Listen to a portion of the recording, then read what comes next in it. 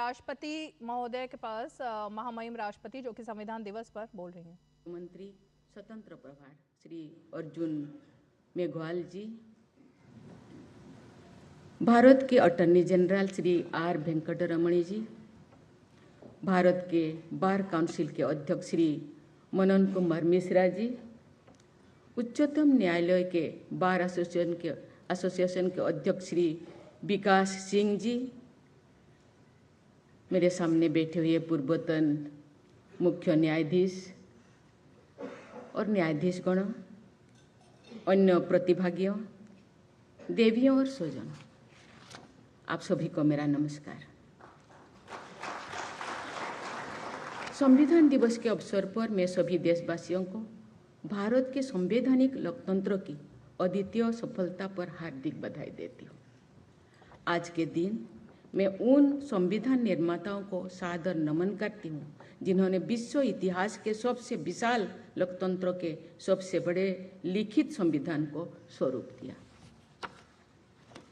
कार्यपालिका, विधायिका एवं न्यायपालिका ने संविधान के आदर्शों का पालन और मर्यादाओं का निर्वहन किया है।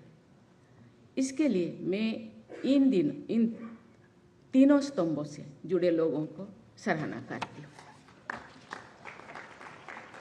संविधान निर्माण में बाबा साहेब भीमराव अंबेडकर के अतुलनीय सहयोग के प्रति सम्मान प्रकट करने के उद्देश्य से वर्ष 2015 में उनकी 125वीं जयंती के वर्ष में 26 नवंबर को प्रतिवर्ष संविधान दिवस के रूप में मानने का निर्णय लिया गया है। बाबा साहेब आम्बेडकर ने केवल वंचित वर्गों के उत्थान के लिए नहीं, बल्कि राष्ट्र के समग्र स्वरूप और विकास को ध्यान में रखकर कार्य किया।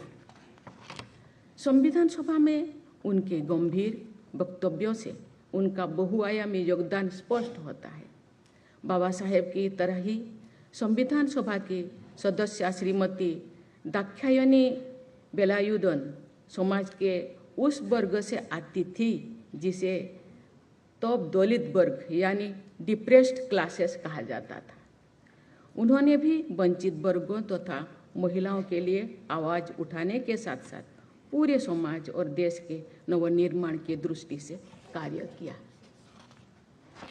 संविधान सभा में अपने एक संबोधन के दौरान उन्होंने कहा था, संविधान सभा केवल संविधान ही नहीं बनाती है, बल्कि लोगों को जीवन की नई रूपरेखा भी प्रदान करती है। इससे स्पष्ट होता है कि संविधान सभा के सुविज्ञ महिला और पुरुष सदस्यों अपनी जिम्मेदारी और भूमिका को बहुत व्यापक परिदृश्य में देख रहे हैं। उनकी व्यापक दूरदृष्टि का लाभ हम सबको मिल रहा है तथा भारत की भावी पीढ़ियों भी लाभान्वित होते रहेंगे। हमारा संविधान हमारी जीवंत लोकतांत्रिक व्यवस्था का गतिशील आधार ग्रंथ है। संविधान निर्माताओं ने संविधान का संशोधन करने की संसद की शक्ति और उसके लिए समुचित प्रक्रिया का प्रावधान भी किया था। इस संविधान के आधार पर बदलते संदर्भों में सामाजिक, आर्थिक और राजनीतिक न्याय के आदर्शों को परिभाषित किया जाता रहा है। अब तो हुए 106 संविधान संशोधन में नवीनतम संशोधन के द्वारा नारी शक्ति बंधन अधिनियम जैसा सामाजिक और राजनीतिक न्याय की दिशा में ऐतिहासिक कदम उठाया गया है। ये अधिनियम संविधान सभा की उन 15 महिला सदस्यों के प्रति सच्ची श्रद्धांजलि भी है जिन्होंने हमारी संसदीय प्रणाली में महिला सशक्तिकरण का सूत्रपात किया था। लेकिन आज भी हम लोगों का कदम पीछे है, हम लोगों को आगे बढ़ना होगा। आज बहुत सारे वक्ता ने महिलाओं के न्यायपालिका, विधायिका, कार्यपालिका प्रत्येक क्षेत्र में भाग लेने का जो संख्या को और भी बढ़ाना चाहिए। इसीलिए केवल जनता प्रयास करने से नहीं होगा, हम लोगों को मानसिकता को, माइंडसेट को भी बदलना होगा।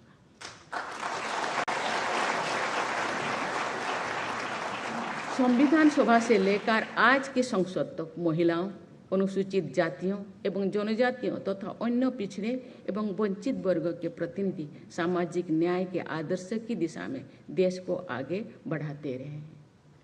अनुसूचित और जनजाति क्षेत्र से जुड़े अध्याय हमारे संविधान की समावेशी और परिवर्तनकारी क्षमता के उल्लेखनीय उदाहरण है। संविधान के अनुरूप हमारे संवैधानिक संस्थानों में लोकतंत्रों के विभिन्न स्तर सुनाई देती है। ये हमारी संवैधानिक व्यवस्था की बहुत बड़ी सफलता है। देवियों और स्वजनों, ये हमारे लिए राष्ट्रीय गौरव का विषय है कि हमारे देश की सामान्य जनता से लेकर विशेषज्ञों तक संविधान में सबकी आस्था दृढ़ से दृढ़ तक होती गई है। इस विषय पर संविधान में क्या कहा गया है? इस प्रश्नों का उत्तर किसी कार्य अथवा व्यवस्था के उचित होने की कसौटी बन गया है। भारत का संविधान हमारे राष्ट्रीय ग्रंथ है। संविधान के मूल्यों के अनुसार संस्थाओं और व्यक्तिगत जीवन को संचालित करना हमारे राष्ट्रीय धर्म है। मेरे पिता कहा करते थे, पता नहीं तुम क्या करोगी, क्या बनोगी, जो भी बनोगी, जब आगे बढ़ोगी बीच बीच में पीछे मुड़कर देख, आगे बढ़ना बहुत अच्छी बात है। जो पीछे देखोगी, तुम देखोगी तुम्हारे पीछे कितने लोग खड़े हैं, कितने लोग पीछे रहे हैं। आगे बढ़ना बहादुरी नहीं है, पीछे रहने वालों को आगे बढ़ाना बहादुरी है।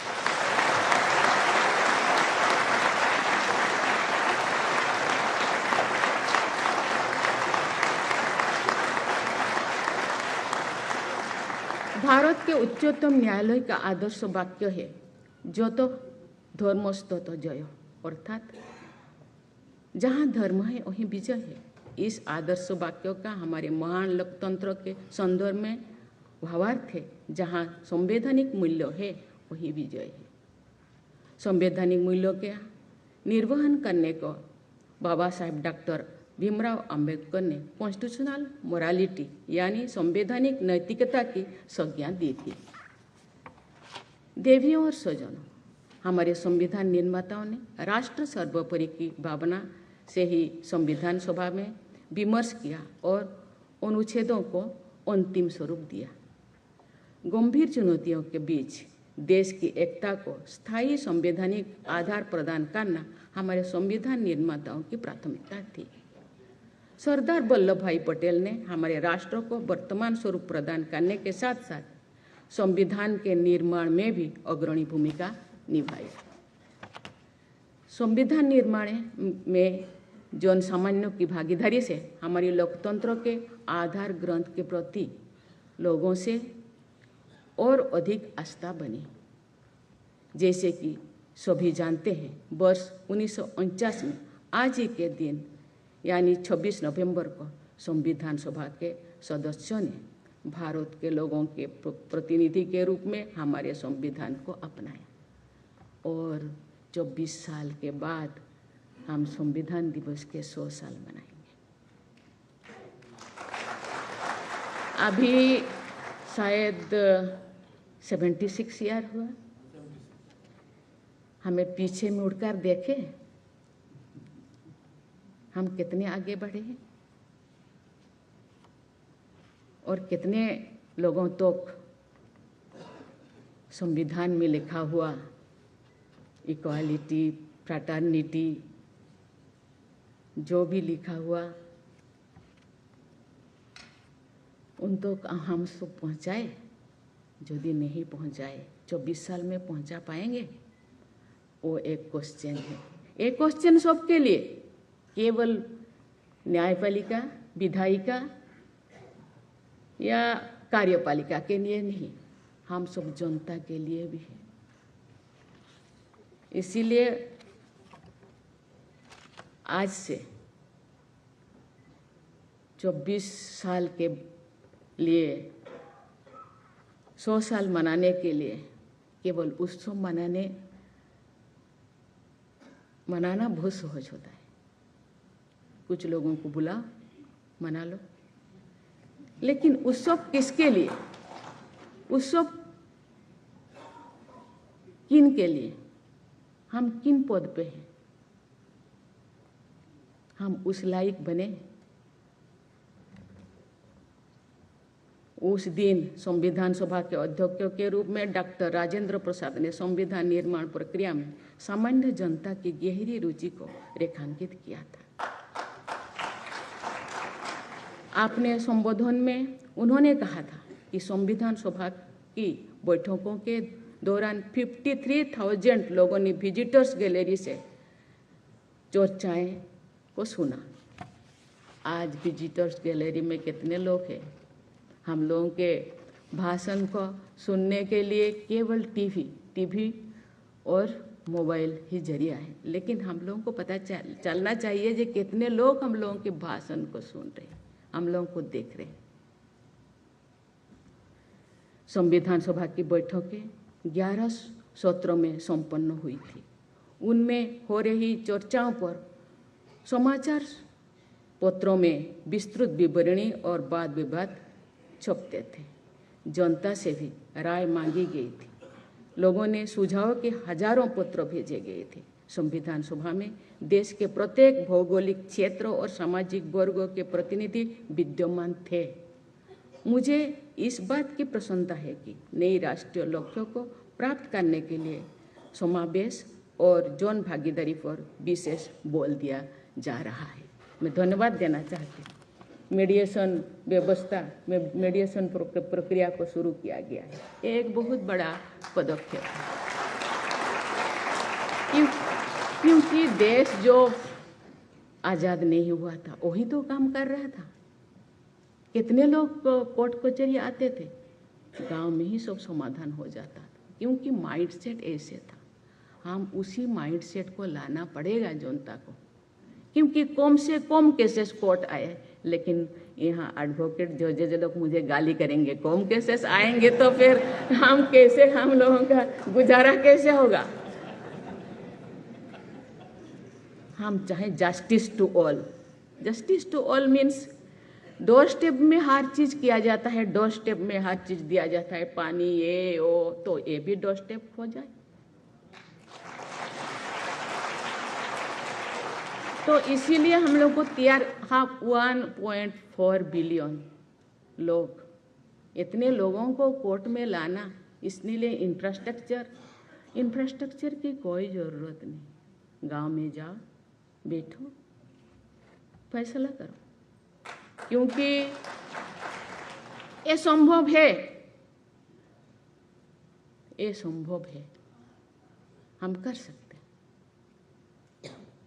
क्योंकि मैं गांव में थी, उस पर क्योंकि राजघराना का प्रथा और ये अंग्रेजों का प्रथा था, दरबार, हम दरबार में जा रहे हैं। मेरे पिताजी कहते मैं थोड़ा दरबार में जा रहा हूँ। दरबार में क्या करते, मैं भी जाऊँ देखूँ? नहीं, वहाँ लेडीज नहीं जाते, बेटियाँ नहीं जाते, वहाँ बहुत सारे के डिस्कशन होता है। लेकिन आज ऐसे नहीं है, हर चीज़ डिस्कस कर सकते हैं, हर कोई भाग ले सकते हैं, अखाड़ा में बैठ सकते हैं और उसको समाधान कर सकते हैं। हम एक धर्मनिरपेक्ष, एक शांति प्रिय देश है। हम शांति चाहते हैं, शांति से हम करना चाहते हैं, इसीलिए हम बहुत सारी चीज़ें हम निष्पादन कर सकते हैं। एक लेजिस्लेटिव डॉक्यूमेंट होने के बावजूद जन भागीदारी और व्यापक प्रतिनिधित्व के बल पर हमारा संविधान जनता का संदर्भ ग्रंथ बना गया। आने वाली पीढ़ियाँ संविधान के साथ जुड़ाव महसूस करते रहें, इसके लिए बच्चों को संविधान के बारे में रोचक जानकारी दी जानी चाहिए। बच्चों को नागरिक शास्त्रों के पुस्तकों में संविधान की शिक्षा दी जाती है, लेकिन संविधान का एक बाल स्वरूप संस्करण और तैयार करना बच्चों में संविधान के प्रति रुचि और जागरूकता का प्रसार करने में बहुत सहायक सिद्ध होगा। इसलिए बच्चों के लिए भी बनाना चाहिए। संविधान विशेषज्ञों तथा विभिन्न भारतीय भाषाओं तथा बाल साहित्यों के रचनाकारों के संयुक्त प्रयास से ये कार्य किया जा सकता है।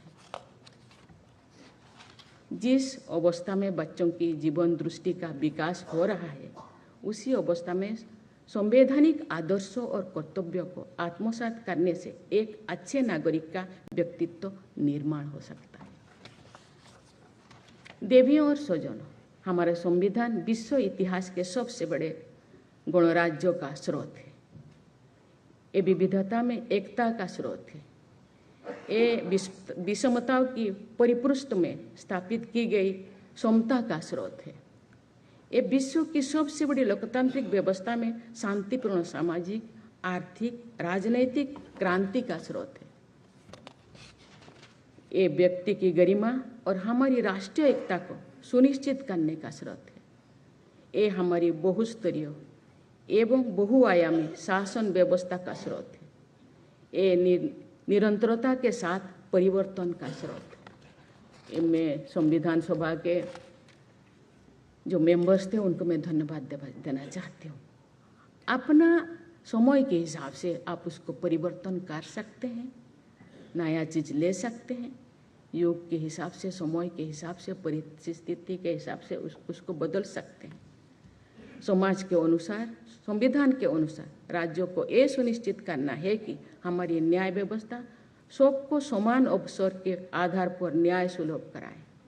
इस दिशा में प्रयास किया जा रहा है, लेकिन सभी हितधारकों को इस बात पर ध्यान देना होगा कि फ्री लीगल एड की सुविधा वंचित वर्गों के लोगों के लिए सुलभ हो तथा अधिक प्रभावी बने। देवियों और स्वजनों, हमारे संविधान निर्माताओं ने गहन विमर्शों के बाद संसदीय प्रणाली को अपनाया। संविधान में कार्यपालिका, विधायिका और न्यायपालिका की शक्तियों, कर्तव्यों और उनसे जुड़ी प्रक्रियाओं का विस्तार से प्रावधान किया गया है।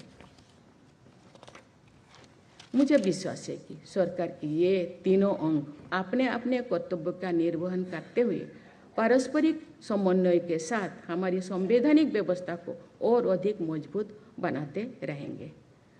समन्वयपूर्ण संवैधानिक व्यवस्था से हमारे नागरिक लाभान्वित होंगे तथा हमारे देश विकसित राष्ट्र बनने के लक्ष्यों की ओर अधिक तेजी गति से आगे बढ़ेगा।